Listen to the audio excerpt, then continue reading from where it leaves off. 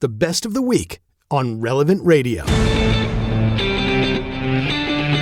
Superheroes move over. The ghouls, monsters, and vampires are slashing their way through the box office this year. It's been a record-shattering year for horror films, proving that in 2025, fright sells. Horror movies have gone through a great resurgence at the box office in the post-pandemic era. The big factor on why I think horror movies have worked so well at the box office after 2020 is because they're part of an experience, a communal environment where you don't know what to expect next. And the numbers back it up. Nearly a third of this year's top 15 films in North America are horror titles. And with Hollywood projected to rake in billions more in the genre this year, it's clear horror is no longer lurking in the shadows. It's the Drew Mariani Show on Relevant Radio. Yeah, that's for sure. Let's talk about it. What's your favorite horror movie? Do you watch them? Do you avoid them? You know, I'm not a huge fan of the horror genre. I used to like it a lot. You know, I kind of gotten away from that. You know, like those, some are pretty scary. You know, the ones that scare me are those, I shouldn't say scare because, you know, infinitely I know Christ is more powerful, but, you know, some of those ones like, those occult-based ones, you know, the ones about the demons, I'm not a huge fan of those. I don't know how you are. I don't know if you're into those types of films or not. I'm not.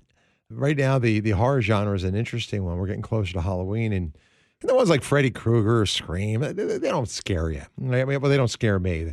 I mean, there might be suspenseful, but you know, The Conjuring and you know, The Exorcist, and some of those films can be kind of disturbing. I've invited Kevin Collins. He's the director of The Merry Beggars here at Relevant Radio to join me. He previously worked in the film world. He worked alongside directors like Steven Spielberg and Brian De Palma and Adam McKay and Matthew Perry and Steve Martin and Tina Fey and Molly Ringwald and a whole litany of others. And he works right now for the Merry Beggars here at Relevant Radio. They do really wholesome programming, as you've heard me talk about many times in the past. They've done those series on the Saints. He's a sought-after voice actor, and it's good to have him with us today. Hey, Kevin, good afternoon.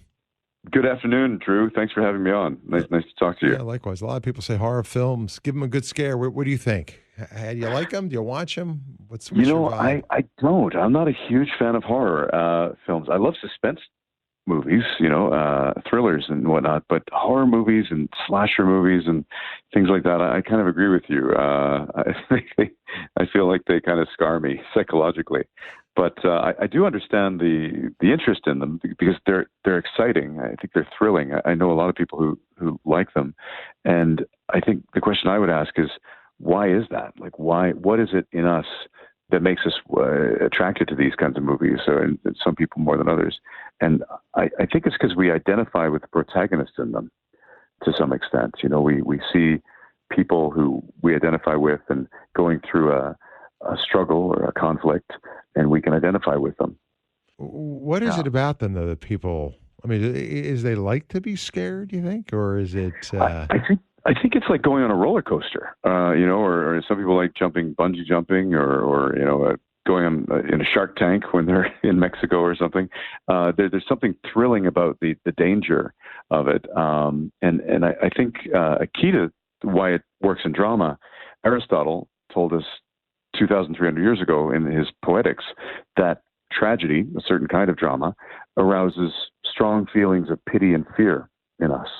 And that when we see a character going through a really intense experience, we identify with that character, and seeing them work through it cleanses us of those feelings of pity and fear. So we can see somebody else going through something terrible, and we see them, you know, suffering.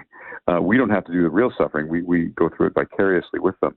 And as a result, we're sort of psychologically cleansed. We have a feeling of being cleansed of those feelings afterwards. So we have a feeling of well-being afterwards.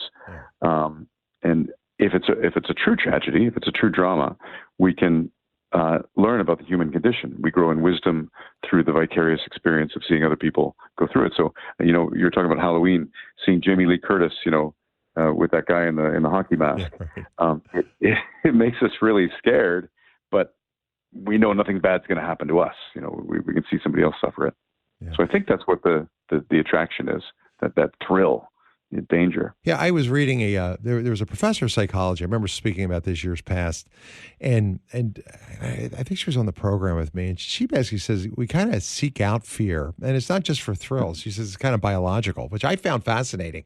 I always thought it's it's a little bit of both. She says it's biological and it's psychological. It's even relational. She said because when you watch a scary movie or you go through a haunted house, your body activates this fight or flight response. I don't know how you feel about haunted houses either. I mean, I know a lot of people don't like people jumping out at them or chasing them with a chainsaw. Your heart races, your breathing gets faster, your adrenaline begins to surge, right? Yeah. You're not actually in danger. You know that.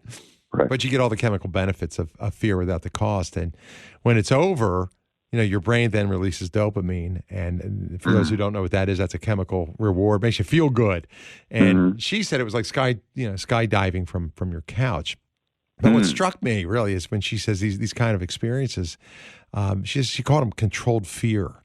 And they help you build resistance. So they're kind of good. I mean, I don't like to be scared. I don't like to be spooked. I don't like people jumping out after me, there's something for everybody. Maybe when you're younger, you do.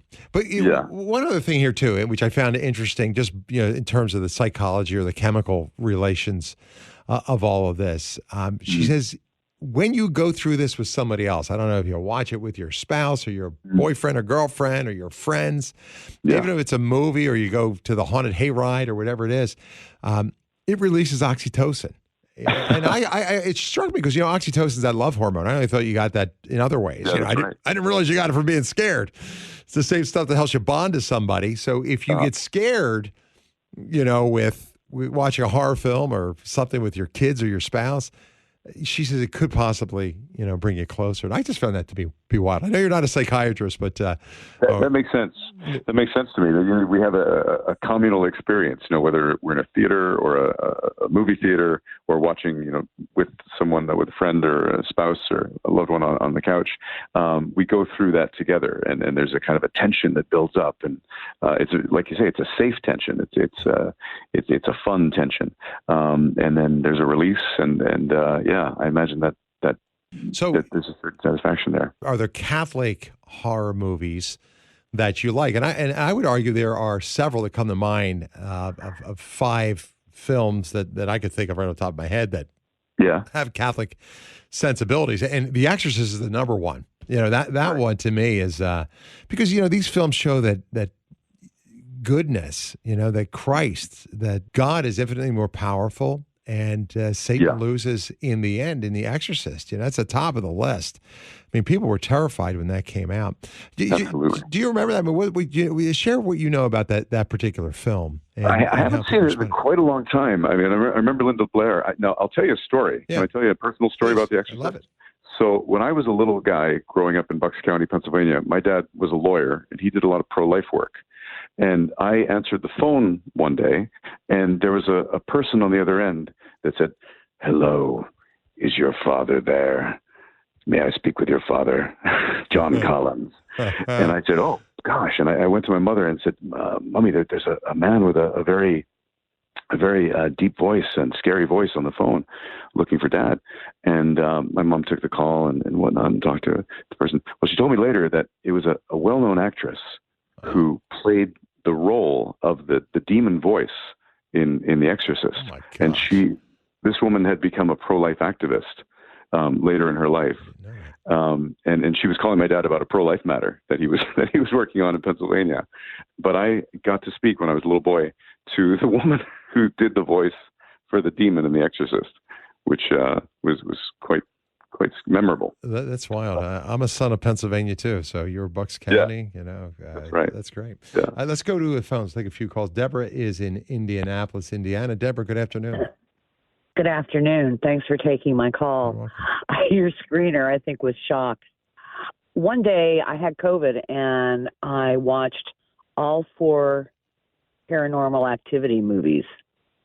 Boy, was it intense. I couldn't believe I was actually watching the next one after I finished the first one. Has anybody ever seen those? Paranormal Activity. I have not seen it. Have you seen it, Drew? I haven't seen it. Those types, they kind of creep me out a little bit, to be honest with you, Deborah. I don't like to watch those. Me too. You've got movies like The Conjuring and the paranormal, and what was the other one? I saw like a documentary on Haunting in Connecticut. Was that the movie? Some of those things. I mean, because some of these things are real. And when it comes to the demonic, that type of stuff, I don't know. I like to stay away from it personally. I mean, those Freddy Krueger, other types of movies don't scare me at all, We'll see. Yeah, some of them can get really dark, right? How did that movie make you feel, ma'am? How did that make you seeing those films? Oh, I was very tense. It was really anxiety-producing. I have never watched them again. It was the first time I watched them. No, I think I'd seen the first one before. And it was a very intense, frightening kind of feeling. And Deborah, you watched all 4 in one day, right? Did you sleep that night? I did, right. But I was exhausted. Yeah, I could imagine. From the emotional turmoil. That's wild. Yeah, you bring up a really interesting point. Should we watch horror films? All right. And again, I guess it depends on the genre. I said there's multiple genres, right? You flip on the TV, zombies don't scare me, right? Haunted dolls don't scare me, right? Corn mazes, like something Stephen King would do, doesn't really scare me, or demons do. And I know we shouldn't. You talk to any exorcist, and that exorcist will tell you, that's what Satan loves. He loves to let you think he's bigger than he really is, and fear is his tactic. There's actually, I think, a documentary coming out on a week from now on the 30th, Kevin. It's called Triumph Over Evil. I hear it advertised here on Relevant. I did a liner or two for the promo that they were running. When Monsignor Rossetti, who's an exorcist, saw it, he says, look, this is really high-level stuff. He says, this is really, really good. And he was the one who said to me, this really shows you the authority and the power of the church over evil, right? So, right. I try not to be afraid, but should we watch it? I think The Exorcist is a good movie to watch. You might get a little scared, but in the end, we're victorious. Or the absolutely Exorcism, Emily Rose. I mean, there's a bunch of these different films that great are movie. I think there's a difference. There are a lot of demonic movies, with priests and whatnot. I think there's one called The Priest and whatnot. But I think there's a difference between a movie that treats demonic possession as a real thing, where the devil is real and he actually hates us and tries to teach us. It can be a warning to us. But some of them, I think, just kind of try to inspire delight or thrill people about demonic possession. And there's nothing really thrilling. It's a horrible, horrible reality that I think we should fear. And, one of the greatest depictions of the devil that I've seen was in The Passion of the Christ, the way Mel Gibson portrayed the devil, because there's a certain attractiveness there. There's a certain kind of, you look at the person playing the devil and you wonder about them and whatnot, but there's also horror and disgust. I thought that was a really good depiction of the devil. No, I couldn't agree. It was kind of androgynous, right? It was just very strange, creepy. Very other. It was just. And Gibson's working on the sequel to that right now. The Resurrection is going to come out in 2 parts, and I think 2027 is when it's going to hit the big theaters. That's going to be a blockbuster too. Can't wait to see that too. I hope he re-releases The Passion prior to that. Sean's in Santa Clara, California. Sean, good afternoon. Hello, Drew. I came up with titles which are way early before all the others. One is a ghost story called The Uninvited from 1944. Sounds scary.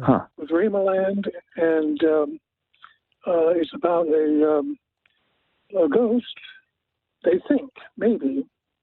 And it's very psychological and very creepy and not what you expect from 1944, when they usually explain away all of the paranormal stuff. No, it's an actual ghost story. Have you heard of that before? I never have, no. It sounds great, though. I'd like to see that one. So those classic movies are fantastic. Kevin Collins, my colleague here at the Merry Beggars, and you can check out the great work that he does. Fantastic work on that Saint series. Check it out. I'm going to revisit some of this stuff maybe next week as we get closer to Halloween. We'll talk about The Exorcist, the movie. So I'll share with you some fascinating backstory to that. I think you'll really appreciate it. I'll be praying for you. Say a prayer for me, and I just hope you have a wonderful weekend. We'll talk soon. Hey, like what you just heard? Then share it with your family and friends. And thanks for listening.